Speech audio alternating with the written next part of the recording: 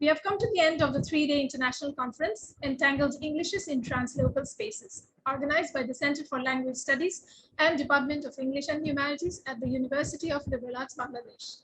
We are honored to have Professor Imran Rahman, Special Advisor to the Board of Trustees ULAB, as the special guest of the closing ceremony. We also have Ms. Charlina Hussain Morgan, the Acting Cultural Affairs Officer, US Embassy, Dhaka, as the chief guest. Thank you for joining us today. Now I would like to request Professor Imran Rahman, Special Advisor to the Board of Trustees ULAB, to give his remarks about the conference, please.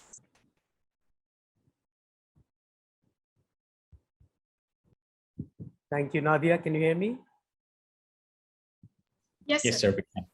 All right. So good afternoon or early good evening to everybody. Thank you. It's an honor for me to be speaking here before a very distinguished set of participants.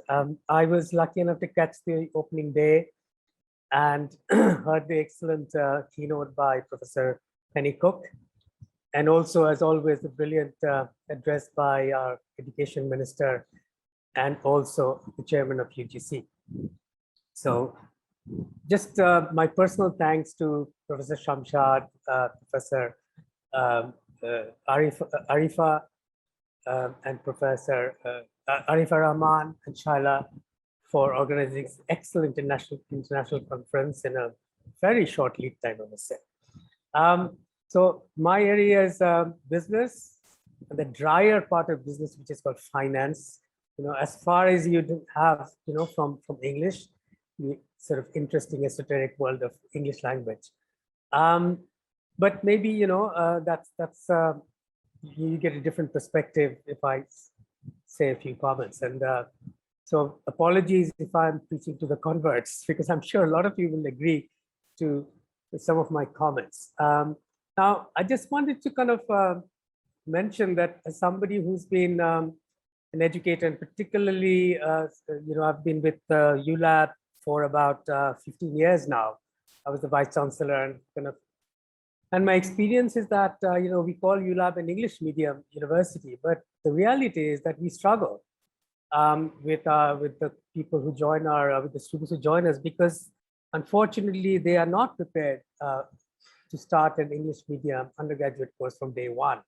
And a lot of our time and resources are, in a sense, wasted in order to kind of either reteach them English, or in some cases teach them from the beginning, so that they're able to make the most of our English books, you know, English class lectures, interaction in classroom, etc. So it's really a pity.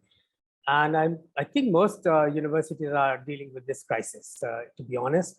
I mean, the only university that I know which has gotten around to it is the Asian University of Women, which has a very interesting first-year access academy where the students do nothing else but learn English and, you know, maybe quantitative and other learning skills, just the whole first year. So that, you know, as somebody who comes, let's say a village girl who comes in by the end of the first year, she is actually speaking fluently in English. But unfortunately, we don't have that luxury, because nobody would be willing to pay an extra year's worth of fees for this Access Academy. So that's the other thing, is that today, because of the state of English, which is poor across the board, not just for at university level, we are missing out on all that is being offered through the world of internet, World Wide Web. So much information is there, which can be put to use in so many areas, but unfortunately, all of that is in English. And imagine you have to translate everything into Bangla. Forget about the textbooks, but even, you know, each page has to be translated in Bangla. So we're missing out on a lot. We're continuously playing catch up. We don't have enough English speaking you know, workers to attract foreign direct investment compared to, let's say, Sri Lanka, compared to India.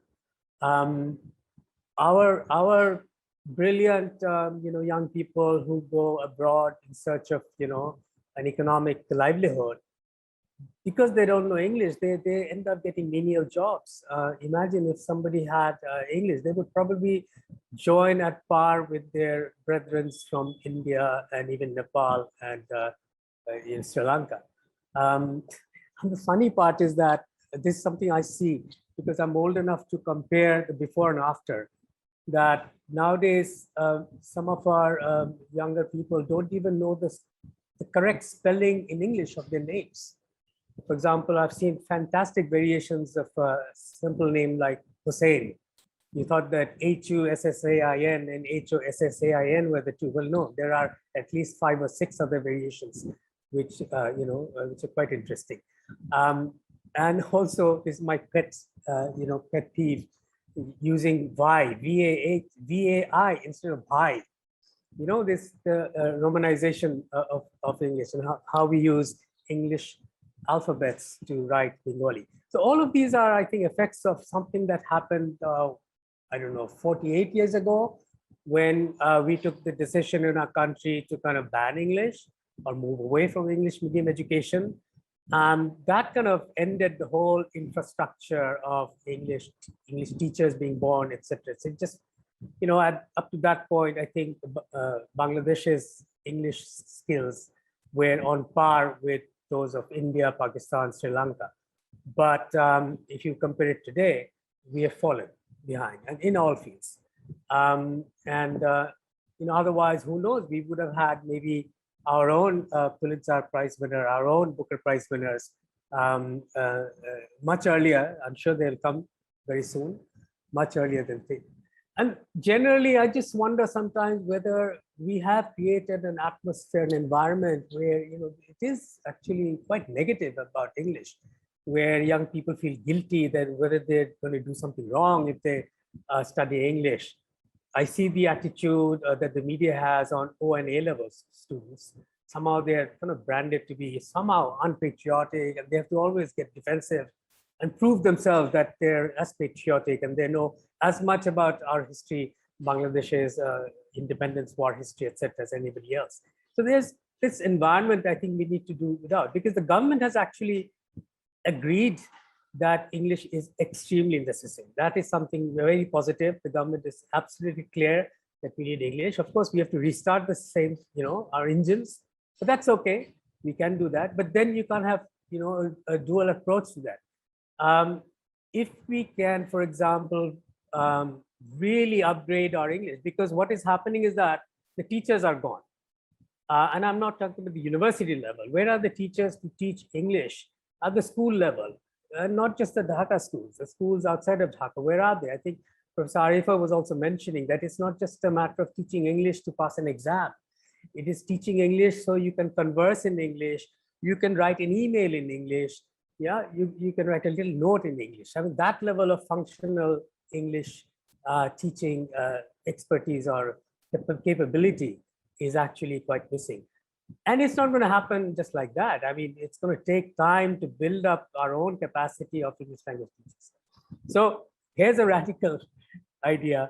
There are so many young future English teachers in English medium or English speaking countries like, UK, Australia, North America, the West Indies, I don't know which are maybe Zimbabwe, South Africa, right? Who are probably waiting to get a job. I mean, imagine if Bangladesh government has some kind of policy, we kind of offer them a 2-year kind of a job to come to Bangladesh and teach English. Something like the Teach for Bangladesh is doing, where they attract smart young graduates and who come and teach for 2 years in underprivileged schools.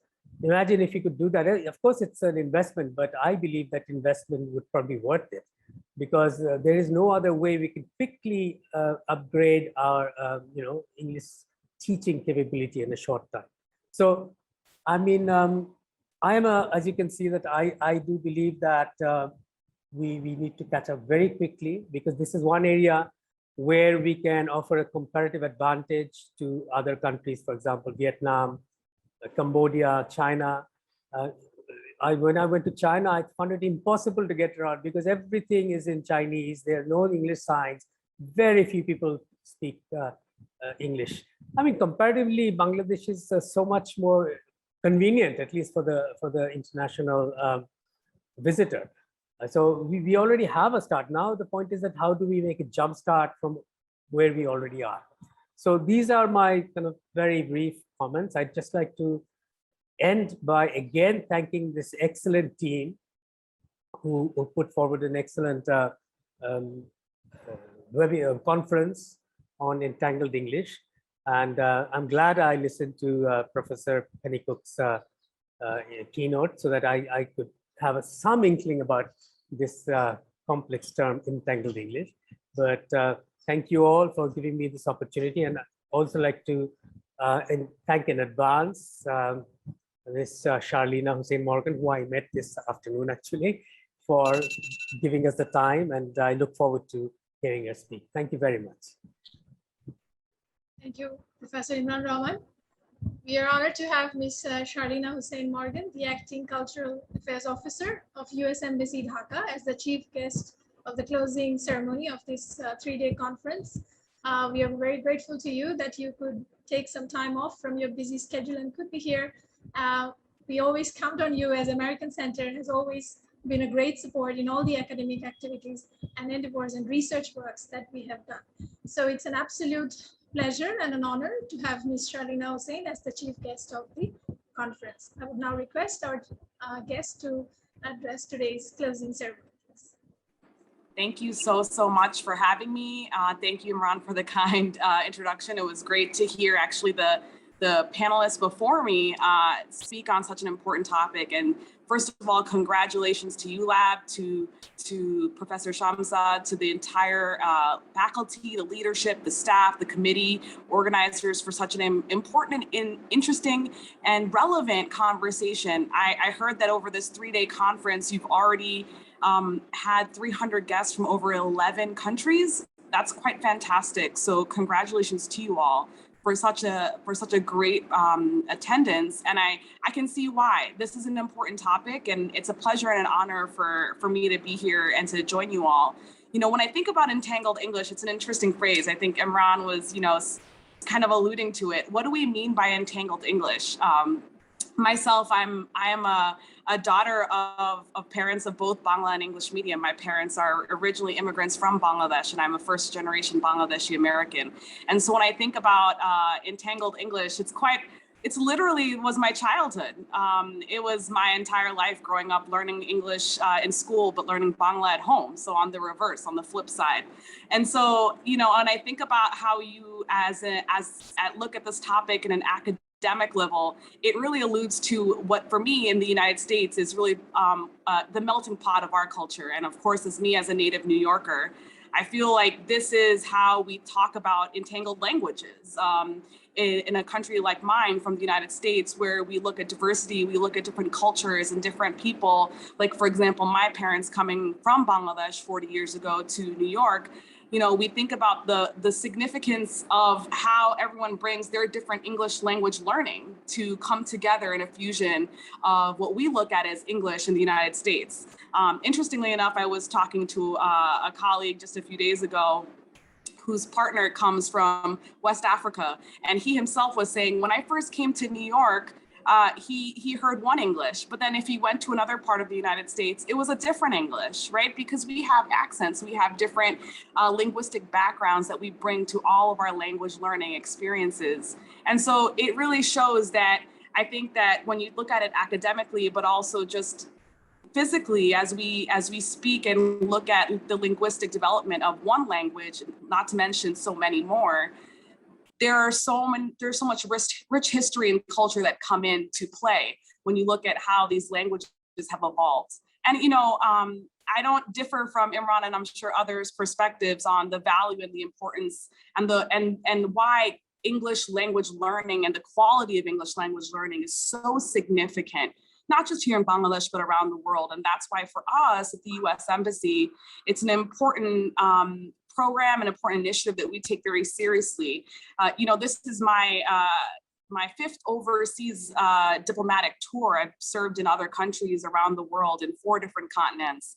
And when I look at what we do at the American Embassy and what we do in supporting English language learning, there's a reason why it's unified. There's a reason why it's global. It's an important language and it's an important skill set that allows not just students, but just an entire country to progress economically and in all aspects of society. So for us, when I look at how we can develop stronger ties between the people and the governments of Bangladesh and the United States, that is undoubtedly an important aspect of why we focus and we support English language learning, academic institutions, like Imran mentioned, Teach for Bangladesh is a longstanding partner of ours from the US Embassy.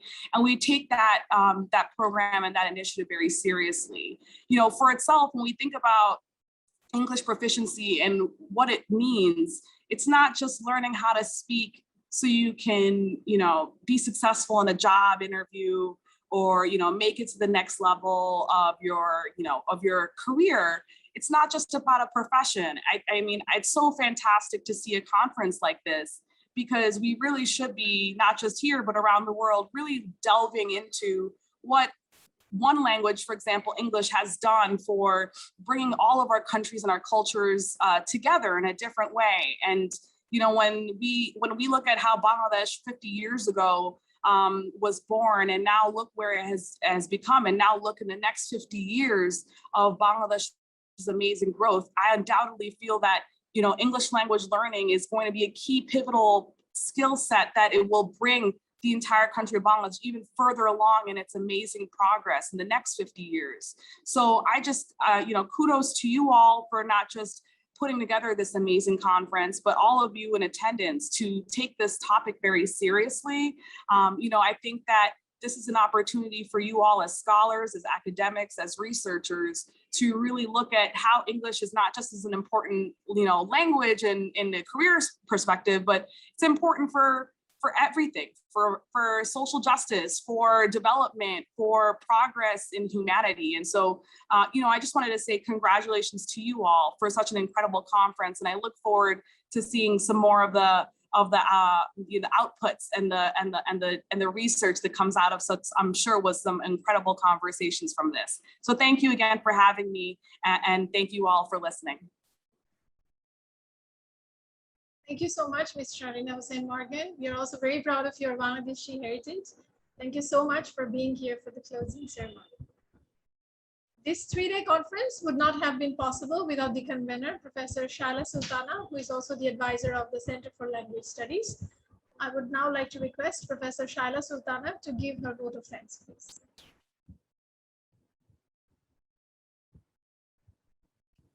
Thank you, Nadia. Thank you. So here we are.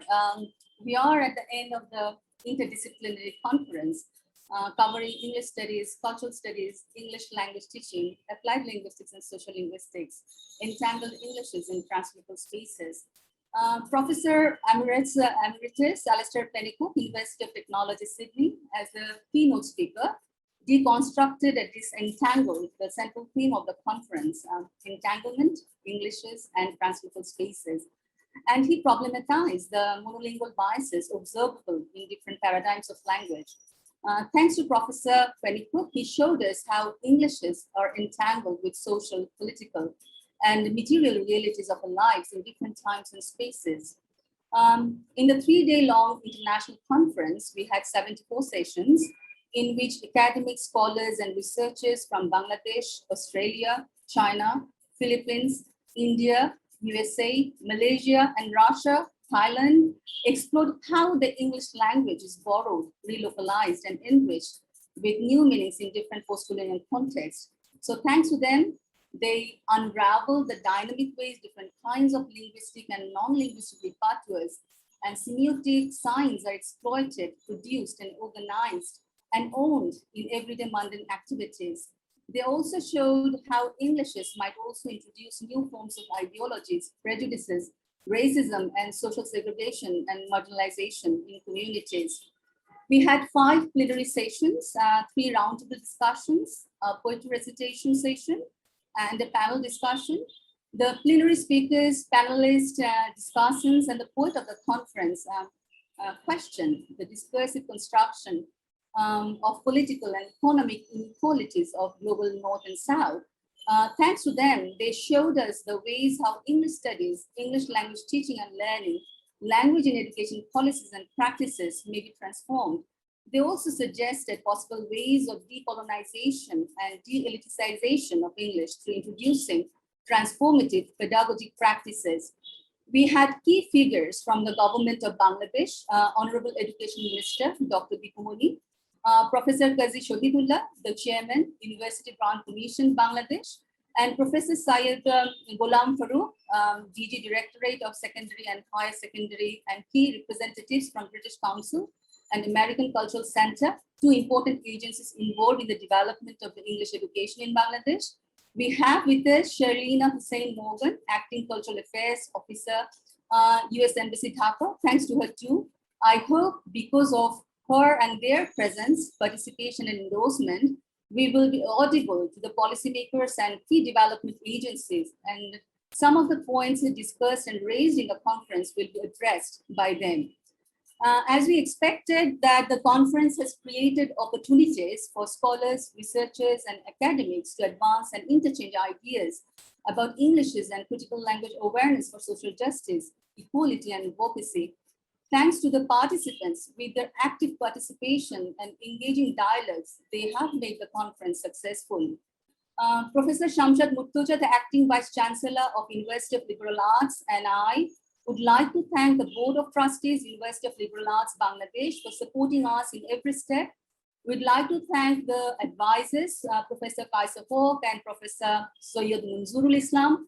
Their very presence with us, in fact, make us feel empowered. We'd like to thank each and every member of the conference committee, Nadia Rahman, Razia Sultana, Ghulam Qadir Zilani, Rezwana Islam, Iram Mehrin, Faryatul Zahra Chaudhry, Hosni Al-Noor, Tasmia Moin, and Sheikh Nahian. And the lead of the conference committee and head of the Department of English and Humanities, Associate Professor Arifa Rahman. Without the hard work, time, and effort of Arifa Rahman and conference committee members, we wouldn't have such a successful conference. We thank the administrative coordinator, Lianipa Bishash. We are also indebted to the communications, specifically to Kopil Roy for design. All the posters, timetable, and brochure are the outcome of his hard labor. We must mention the support we have received from the administration, specifically Lieutenant Colonel Faizul Islam, Muhammad Faisal Chaudhry, Ariful Haq, Muhammad Abdul Hashim Rani, Tawfiq Aziz, and Muhammad Raknuzzaman.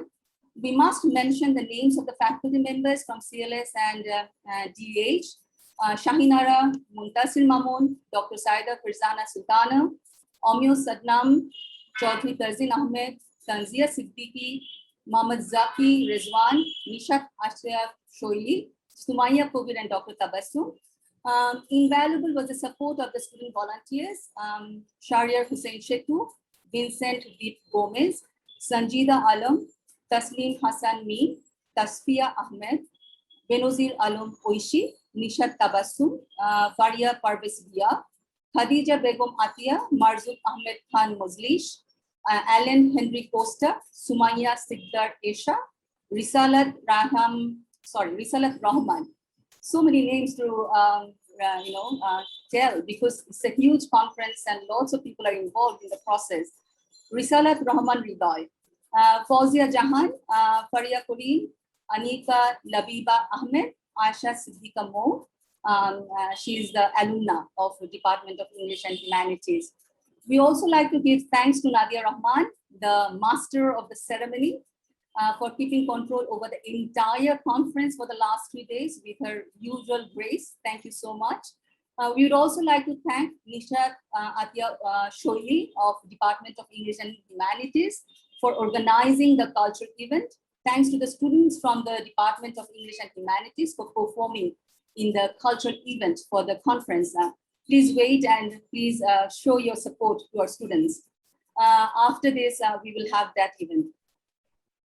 We have been able to manage the huge conference with almost 300 participants from 38 universities, 23 from Bangladesh, 15 from foreign universities, from 8 different countries, without any major hiccup.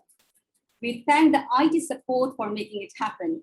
We may have lots of brilliant ideas to share, but we wouldn't be able to share these ideas without the IT support. So we feel hugely indebted to Ataur Rahman Pramani, Arif Billah Al Mamun, Yusuf Ali, Ishtiaq Ahmed, Kaisar Ahmed, Abul Khair Bhuiya, and Mir Shamsir Ali. So this is the end of the conference. Let us continue the conversation that we have started in this conference. Let us remain entangled with Englishes, disentangling them from any sort of colonial legacies and hegemonies, and minimize all sorts of social injustice and linguistic inequality associated with them. Thank you very much.